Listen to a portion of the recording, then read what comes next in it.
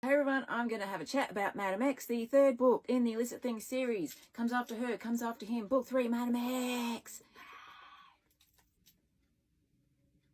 Incredibly important. Now, this was never planned.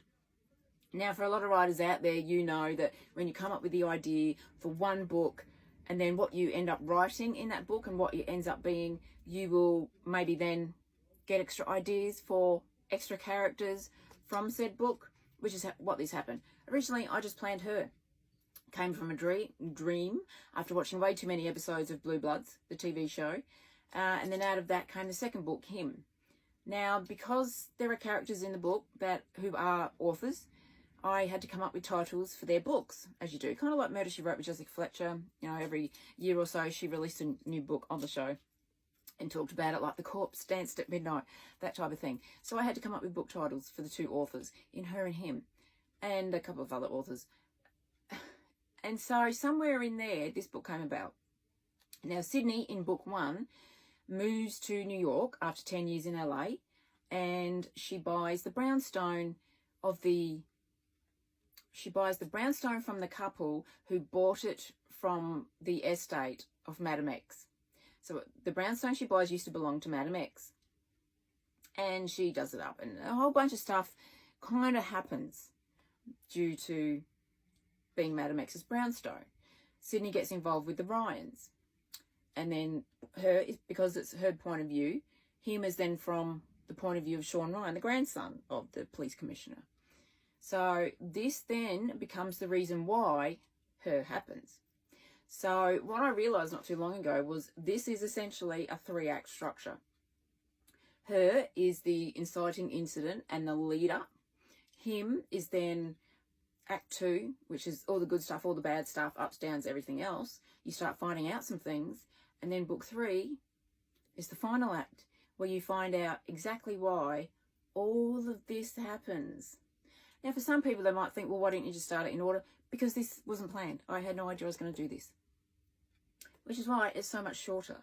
That and the fact that it only came about, we are October 2025. It only came about in April when I started writing it. So I ended up typing it. I very rarely type books. I will handwrite them, which I did with these two, which is why they're so much longer. Because this wasn't planned. So I had to come up with something, and it kept going, and it's the final chapter that reveals all as to why it all started in the first place. So it's a psychological thriller, there's murder mysteries, there's a bit of domestic thriller, there's cop procedural, it's all kind of that murky area of authors and crime and all sorts of stuff happening. So this is set 10 years before her. And as I said, this reveals why that all started in her. And it's about Madam X and what happens. And so a whole bunch of new characters getting their ass whipped, which is why I have a writing crop with a red heart. I got it just for this book. So it's very exciting. It's just over 60,000 words, so it's a quick read, 13 chapters. You're going to take less time reading this than those two, but you have to read them in order so you know what's happening. Because it's the 3-act structure, which is just how it turned out. Not that it was planned that way to begin with just one book, but that's how it's turned out. So that's Madam X, all based on the Blue Bloods TV series. The only name I stole from that series was Sean Ryan. Sean Ryan is a very bad boy. And as I've said in the videos for the other 2 books, if you love the Reagans, you may not like these books because I fuck the Ryans right up. I completely destroy them and make them bad to the bone. So that's Madam X. After her, after him. Madam X. Under my adult author name of LJ Diva, it is the 3rd book in the Illicit Things series. Large print, dust jacket hardcover, trade print, plus ebook. Out now. All 3 are out now. Big, fat, glorious books. Madam X, LJ Diva. Out now.